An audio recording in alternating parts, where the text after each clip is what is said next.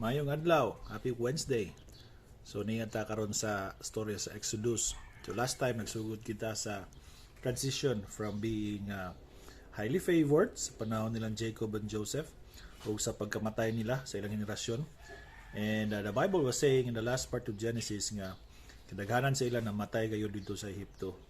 Wala na yung detalye if they were brought back to Canaan or Israel, promised land.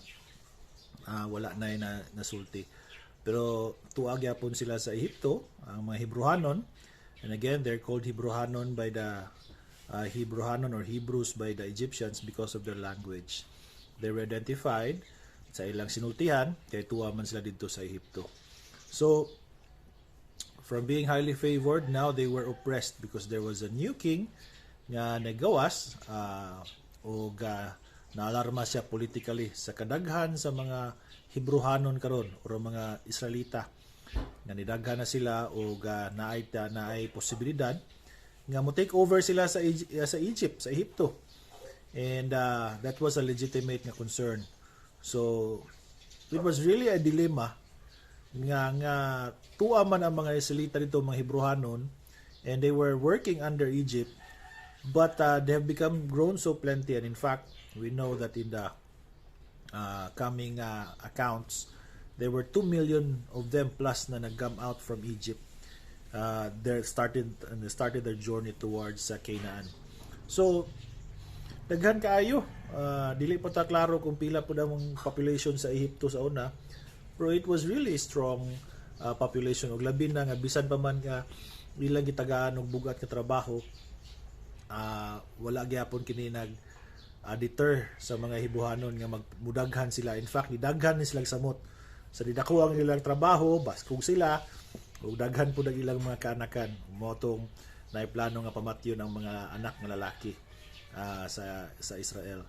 So we also talked about last time na Sunday about the Lord remembering Israel, Him remembering ang iyang promise, ang iyang covenant.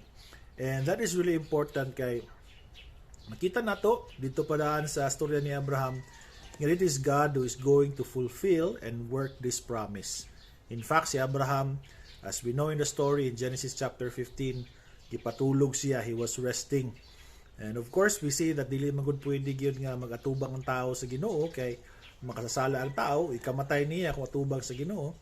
That's why gipatulog siya. And then many accounts of the Bible are also dreams and visions. Nagpakita ang Ginoo pinagi lang sa mga damgo ug mga pananawon. Tungod kay dili gyud pwede mo atubang ang tao sa Dios. But interesting ang karon kay di ba? God was really there, nakipagstorya kay Moises. But ingon dito wala gyud ni tan-aw si Moises kay nahadlok gayud siya. Ug mo tong giingnan siya nga ang imong gitindugan balaan nga nadapit. So anyway, this is still an account about God remembering. Gipagi-detail na ni karon.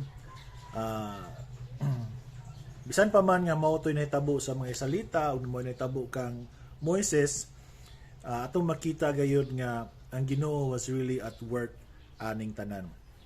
But we have to establish nga kining storya ni Moses was really a story of the Messiah. It's now a different perspective. Sa una, sa reliyoso ta, sa legalistic ta, ang atong unahuna nga we should be like Moses. But now we understand the big story, the narrative of the Bible. It's really the story about Jesus the Messiah. It is this story man gid ni Jesus. So this was thousands of years before Jesus Christ came, So bisan ani sa inani nga pamaagi, tipik na ay naanay makita nila nga inani ang trabaho sa Mesiyas. Ug salamat gyud kita karon nga naatay Biblia. Ug kumpleto na kini kay mabasa lang nato ni. Sa una wala, they were just looking at it happening amongst themselves sa ilahang makinabuhi. In fact, many of them siguro dili aware. They know there was a coming one. Will be a blessing to everybody. Ingon pa dito sa storya ni Abraham. Pero little did they know nga sa ila dayong storya, in the fabric of their story, God was already weaving it up, di ba? He was already working it up. Interesting kayong story sa Biblia. Pero karon we are truly blessed because we are reading the story and we are understanding the narrative. So we have to establish again that the story of Moses was a story about the Messiah. So, mo to, the main thing why God talked to Moses, appeared to him, was because he remembered the plight or ang kasinatian sa mga Hebrehanon, sa mga Israelita didto sa Ehipto. Busa atong basahon ingon dinhi. Humanan ni kato di na ta magdetalye katong naanay burning bush, he was very curious, and it was the Lord who appeared to him. So mao ra po din mga time nga dili dreams and vision, but God was there. Pero klaro kayo nga remove your sandals because the place where you are standing is holy, where I am. And then mao to nga wala gitan-aw si Moises. Ingon dinhi in verse 6, I am the God of your father, the God of Abraham, Isaac, and Jacob. When Moses heard this, he covered his face because he was afraid to look at God. One opportunity to really see God. Kung karon ingon di iyang gitabunan ang iyang face nawong because nahadlok siya pagtanaw sa Ginoo. Tubangan na gyud niya. So karon ingon dinhi, then the Lord told him, I have certainly seen the oppression of my people. So again, the transition from being highly favored now to being oppressed. So magpadayon ng kalibutan mga igsuon.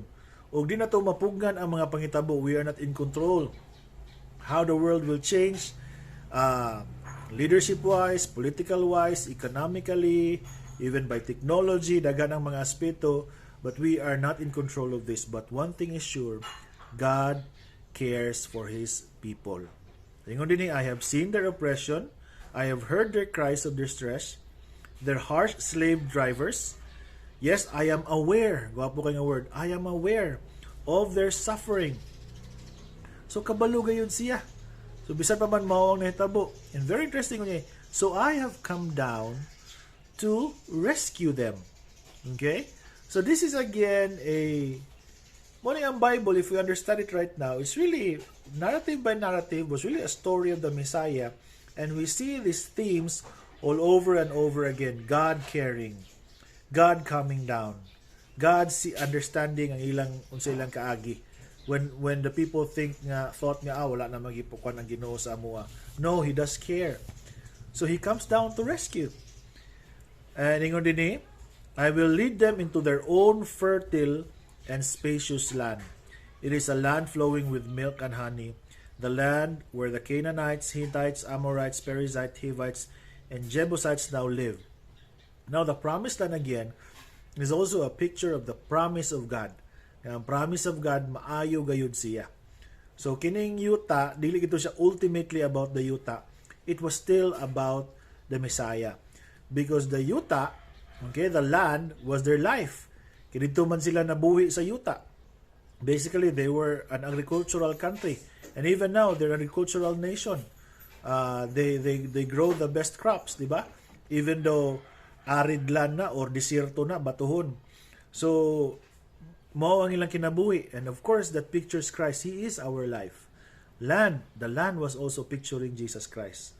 So, ingon din I have seen how harshly the Egyptians abused them. Now go, for I am sending you to Pharaoh. You must lead my people Israel out of Egypt. Now again, we're just establishing that the story of Moses is really the story of the Messiah, which leads us to the second thing, is that the work of the Messiah was messy work. Dili siya basta-basta nga trabaho. Busa gani ato makita sa unahan unsa ingon ni Moses, dili ko gusto ana nga trabaho. Walay gusto sa trabaho sa Mesiyas. Kaya nga naman, it's a messy work. Trabaho gayud ni siya. It entails sacrifice, service. So nobody would say, I'll volunteer to be the Messiah. Wala gayud. And even Moses, when he was offered, because he was picturing the work of the Messiah, he said, no, I have my doubts about this. And true enough, it's only Jesus Christ who really did it perfectly. Now, the other stories in the Bible, we understand, mga storya magyapon to sa Mesiyas, pero we have come to understand also their failure and their need of the Savior. Gi-channel lang sa Ginoo sa ila. Again, as I say it, God was weaving into the fabric of their lives ang iya pong story. So ultimately, then came Jesus Christ. He is the only one who really rescued us. He gave us life, who truly cares for us, who understands what we are going through, who sees our suffering. So, again, the story of Moses is the story of Jesus the Messiah. We'll talk more about that on Sunday.